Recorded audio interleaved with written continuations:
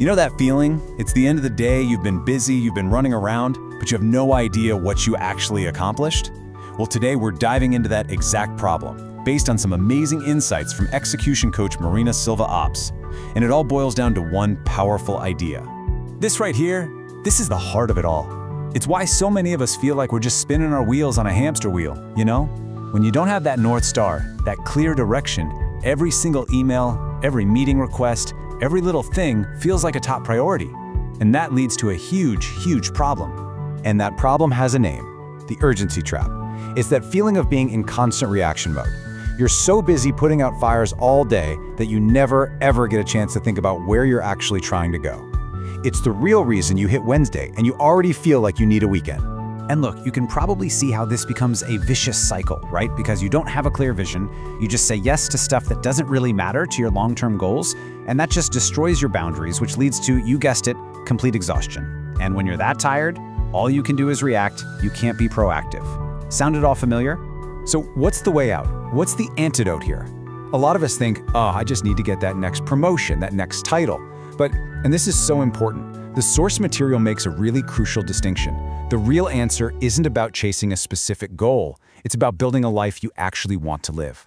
And this chart just nails the difference. See, a title, like becoming a full professor, that's a destination. It's a what, and it's usually defined by other people. But a vision is a direction. It's your own personal why. It's driven by you, and it makes you ask much, much deeper questions. And here's the first one of those deep questions.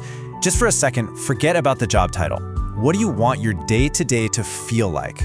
What's the pace? What's the energy? This totally shifts the focus from some external trophy to your actual lived experience. And this next one, this is basically an energy audit. We spend so much time thinking about what we have to do that we forget to ask what we want to do. Just figuring out what lights you up versus what drains you, that's a massive first step to actually designing a work life you love. And this isn't just theory, you know. This is a quote from the author herself, and it's so raw. She basically had this moment where she realized if she didn't hit pause and figure out her own vision, she was going to wake up in 10 years living a life that other people expected of her. That's a real turning point. And as if all that internal pressure wasn't enough, just look at what's happening outside. Our jobs are changing faster than ever, you've got AI, budgets getting tighter, and expectations just going through the roof.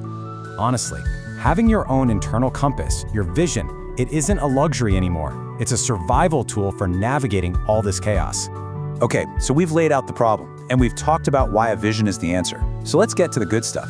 What's the payoff? What actually changes for the better when you get this clarity? Well, the benefits are super practical. And what's so great is that each of these directly fights back against that urgency trap. With clarity, you're not guessing anymore. With boundaries, saying no is suddenly easy because you have a really powerful yes to protect. You go from just reacting to actually designing your work, which is the ultimate shield against burnout. And you get stability, an anchor that's tied to you, not to the crazy shifts in your industry. Now, I know what you might be thinking. This sounds like a huge, intimidating project. But the source gives us this brilliantly simple way to get started. So we're going to walk through a little 2-minute exercise that you can do, literally, right now. I'm serious, go ahead and do it. Pause this if you need to. The magic of this is doing it right away. This is your first real step to moving from that reactive mode into a proactive one. Okay, ready? It's just 3 questions. First, what do you want to keep? What work energizes you so much you'd still love to be doing it in 10 years? Second, what do you want to remove? What tasks drain you so much you hope you never have to do them again? And third, the big one. What would it look like if you were the architect, if you designed it all on purpose? Just write down the first things that come to mind. Don't overthink it. And that's it. That's all it takes to plant the seed. Just 2 minutes. Your answers don't have to be perfect or final or anything like that.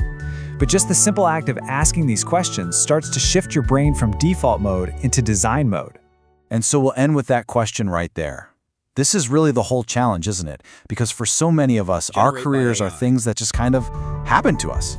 This is your invitation to stop letting it happen to you and start making it happen for you. So what would you build?